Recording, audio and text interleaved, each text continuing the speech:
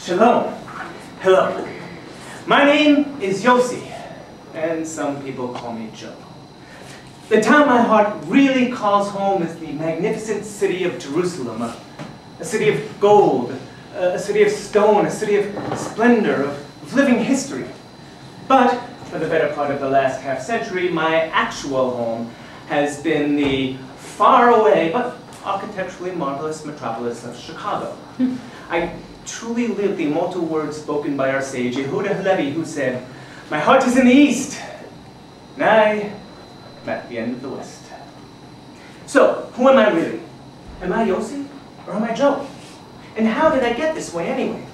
Well, truth be told, I still haven't figured out the answer to the first two questions. But I do believe some clues lie in the answer to the third. I did a lot of moving back between Israel and America growing up. Let's look at some slides. 1946. The first of my father's many missions as an Israeli diplomat. I am not yet 5 years old. See?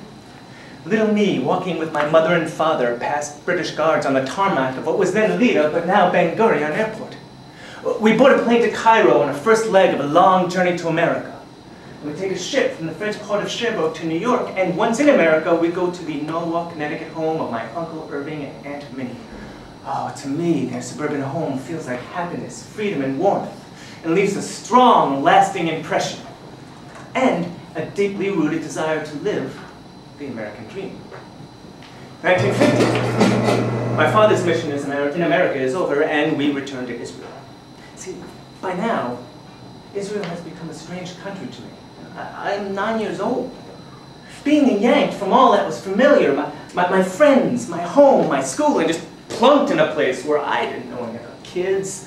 They spoke a language I barely understood. They played games I've never heard of and taught things in school I know nothing about. But eventually, I ease into my altered surroundings. When, in 1952, we up and leave again. This time the transition is a little smoother. We end up in New York, and I still remember my English. I have no problems making friends, and just as life is starting to feel really good, my father's work in New York is done, and we head back to Israel.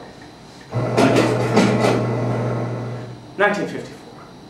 Now, by this time it's beginning to dawn on me that my father might be doing some pretty important work. Yeah, it becomes really obvious when people like David Ben Gurion and Golda Meir show up at my bar mitzvah. Now, it's inevitable that some of my father's Zionist fervor would rub off on me, but I'm also learning a very useful skill.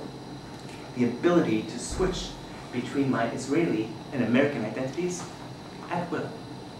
But that doesn't come without stress when in 1957, my father's mission takes us to America yet again. This time to Chicago, where though my English skills remain perfectly intact, I feel quite different from the other kids at Sullivan High.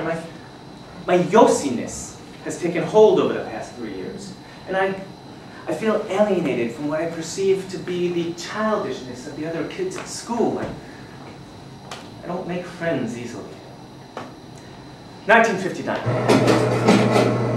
I graduate high school and return to Israel without my parents to fulfill my military service obligation to the Israeli Defense Forces. On the Friday before my induction, I go to Jerusalem to visit my childhood neighborhood of Talbia. I am walking to my friend David's house when I run into another childhood pal, Ron. Ron, I'm back from America to join the army. Oh, where are you headed? To see if David is home. Oh, you don't know. Know what? David was killed.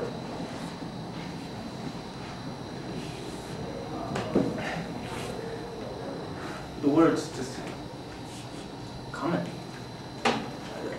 No one I know could possibly have been killed. We were 18. We were just kids.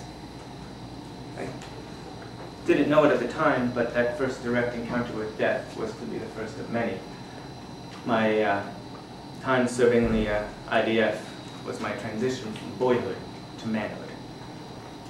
So, if you'll excuse me, I do have to go. I've got a plane to catch. To Israel, of course. My daughter Hadass is marrying an Israeli man on the beach in Yaffo. So I suspect I'll be traveling back and forth even more often now, with plenty of time between flights to continue exploring the tensions of being both Yossi and Jill, and hopefully, eventually, make peace with it.